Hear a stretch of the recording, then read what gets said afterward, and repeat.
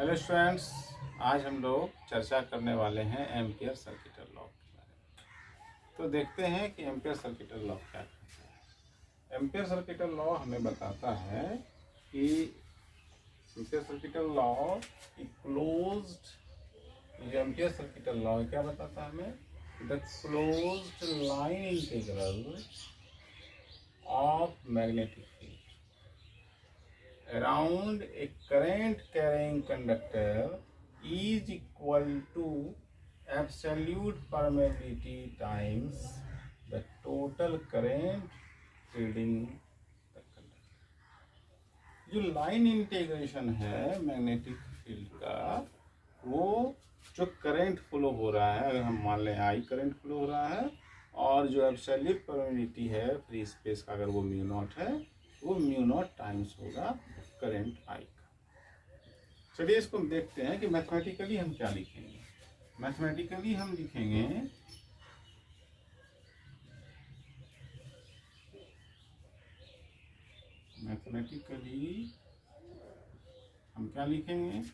जो closed integration है, line integration, vector B, this is magnetic field dot DL vector, ये होगा mu naught I. Mu naught क्या है कि mu naught is absolute permeability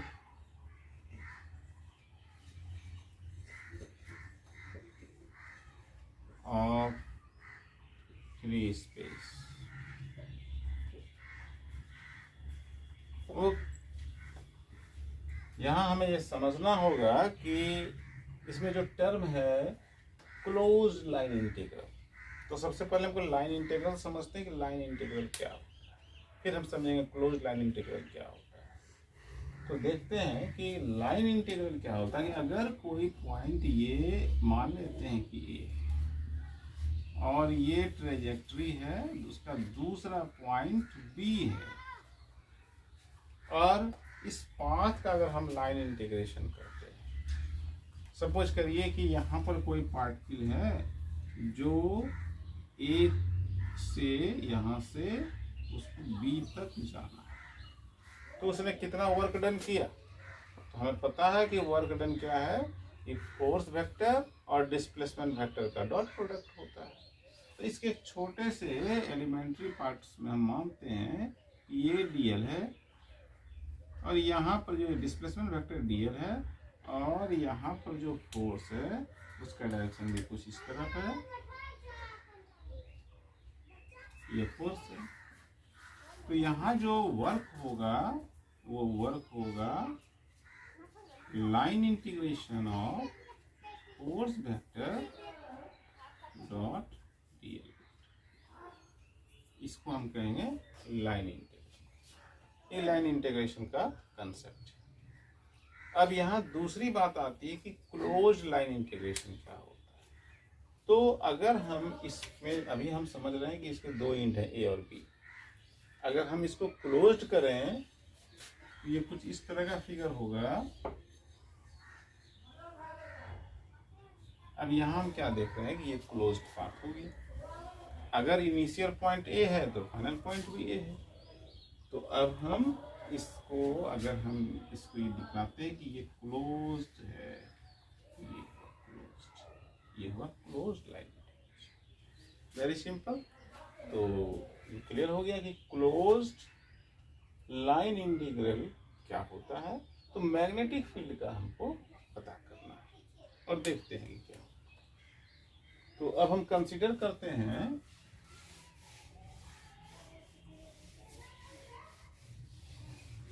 इसको, इरेज करते हैं स्टूडेंट्स।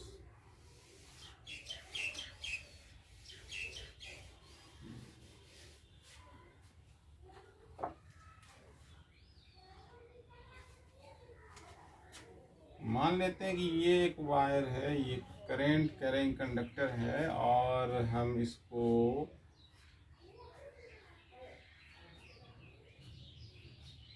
ज्वाइन करते हैं एक सेल से, ये पॉजिटिव टर्मिनल है, ये निगेटिव टर्मिनल है, तो करंट कुछ इस डायरेक्शन में होगा, आई दिस आई। और यहाँ पर जो मैग्नेटिक फील्ड है उसको कुछ इस तरह का लेते हैं, ये है मैग्नेटिक फील्ड।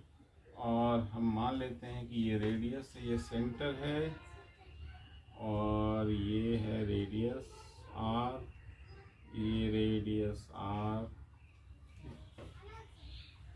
तो अगर हम किसी पार्ट से, एलिमेंट्री पार्ट पे सपोज करिए कि यहाँ हम कंसीडर करते हैं, तो जो ये सरकमफेरेंस है सर्कुलर लूप का, जो कि 2πr होगा, उसका एक एलिमेंट्री पार्ट ये है, मान लीजिए dl। और जो मैग्नेटिक फील्ड है उस इंटेंसिटी वो कुछ इस प्रकार से टेंजेंशियल होगा, वो b होगा। ठीक उसी तरह से अगर यहाँ कंसिडर करते हैं तो ये पार्ट dl है और ये टेंजेंशियल है b मैग्नेटिक फील्ड, ये dl। तो इस तरह का ढेर सारा dl जो है, और लाइन इंटीग्रेशन जो dl है उसका जो टोटल होगा वो होगा closed integration of b vector dot dl। ठीक है। यहाँ एक चीज और नोटिस करेंगे कि हम जब भी ये जो साइन ये जो दिखलाएंगे नोटेशन, तो जो लाइन सेगमेंट की जो लंबाई दिखलाएंगे वो कांस्टेंट दिखलाएंगे। ऐसा क्यों? क्योंकि किसी भी एक लूप के लिए जो मैग्नेटिक फील्ड इंटेंसिटी का जो मैग्नीट्यूड होगा वो कांस्टेंट होगा। देखते हैं इसको, एक एग्जांपल लेके समझते हैं। ये सेंटर O है, मान लीजिए कि एक लूप है,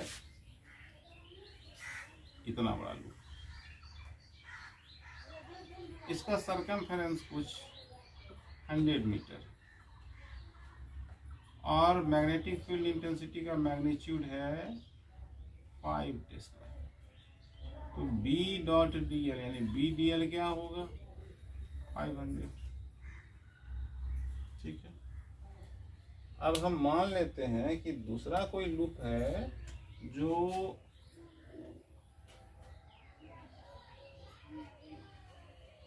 इस तरह से है, वो मान लेते हैं कि वो 50 मीटर का, C है 50 मीटर, और B होगा 10 टेस्ला। तो B dl कितना होगा? 500। इस तरह से हम क्या देखते हैं कि लूप की लंबाई, लूप का सरकमफेरेंस चेंज होता है, तो मैग्नेटिक फील्ड का जो मैग्नीट्यूड है वो भी बदल जाता है। लेकिन हम क्या देखते हैं कि ये जो रिजल्टेंट है ये भी 500 है, जो प्रोडक्ट है मैग्नेटिक फील्ड इंटेंसिटी और सरकमफेरेंस यानी कि लेंथ, उसका जो प्रोडक्ट है वो यहाँ भी 500 है और यहाँ भी 500 है, यानी कि ये कांस्टेंट। तो किसी भी एक सर्कुलर लूप में जो मैग्नेटिक फील्ड इंटेंसिटी है उसका मैग्नीट्यूड कांस्टेंट हम ट्रीट करेंगे, कंसीडर करेंगे। इसीलिए चूंकि हमें पता है कि किसी भी वेक्टर क्वांटिटी का जो ये लाइन सेगमेंट है उसका मैग्नीट्यूड को बताता है, और ये जो एरो है ये उसके डायरेक्शन को बताता है। यानी कि अगर हम B वेक्टर लेते हैं तो ये होगा mod B and B cap. तो इसीलिए इस बात का हम ध्यान रखें कि dl का जो लाइन सेगमेंट का जो वो उसकी जो लंबाई है वो कांस्टेंट सेम ले। ओके, अब देखते हैं, अब इसको प्रूफ करते हैं, इसको इरेज करते हैं।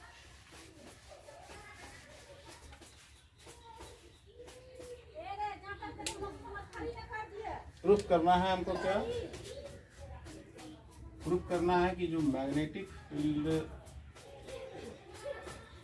का जो क्लोज इंटीग्रेशन है, line integration B dot dl, ये होगा म्यू नॉट I। देखते हैं, इसको प्रूफ करते हैं।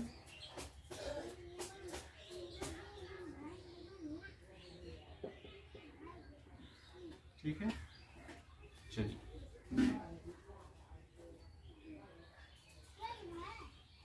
ये लाइन इंटीग्रेशन हो गया B dot D L vector. तो ये क्या होगा, हमको पता है कि जो अभी जस्ट अभी हम बताए कि जो मैग्नेटिक फील्ड इंटेंसिटी का जो मैग्नीट्यूड है उसको हम कॉन्सेंट्रेट करेंगे। तो कॉन्सेंट्रेट करेंगे तो क्या होगा, वो बाहर आएगा। वो बाहर आएगा तो ये होगा कुछ be close line integration of D L. और एक बात और, इसको पहले इसके मैग्नीट्यूड को हम नोट करेंगे। तो मैग्नीट्यूड क्या होगा इसको समझते हैं।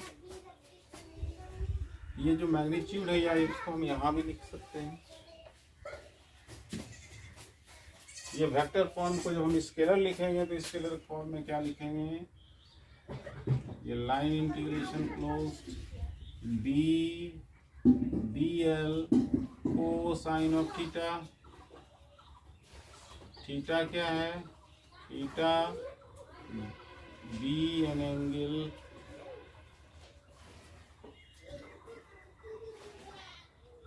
between vector B and DL vector। Okay, तो थीटा है कितना, 0 डिग्री। तो कोसाइन ऑफ थीटा क्या होगा, cos 0 डिग्री। cos 0 डिग्री का वैल्यूएशन होता है 1। तो ये मेरा क्या आएगा रिजल्ट, ये रिजल्ट आएगा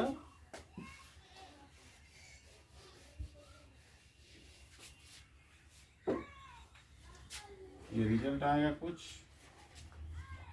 close line integration B D L cosine of theta के बदले cos 0 का वैल्यूएशन 1, तो हम 1 B D L multiplied by 1 this is B. अब हमें अभी बताया कि ये जो है b तो कांस्टेंट होगा, क्योंकि हर स्थिति में किसी पर्टिकुलर लूप के लिए जो b है वो कांस्टेंट होगा। तो इसको हम कांस्टेंट टर्म को बाहर लेंगे, ये होगा b close line integral dl। और ये कुछ क्या होगा, b एंड क्लोज्ड, तो टोटल सरकमफेरेंस क्या होगा 2 पाई r। ओके, अब हमको पता है कि इसको इरेज करें।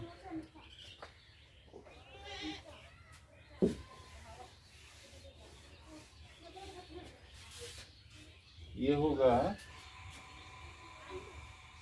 Close line integral B vector dot DL vector is equal to b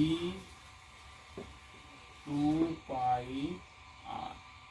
and हम जानते हैं कि b जो है किसी भी सर्कुलर लूप का जिसका रेडियस r है, उसमें जो करंट होता है उसके चलते अगर I एम्पियर का उसमें I एम्पियर का करंट फ्लो हो रहा है, उसका मैग्नेटिक फील्ड इंटेंसिटी का मैग्नीट्यूड होता है μ0 ओवर 4 पाई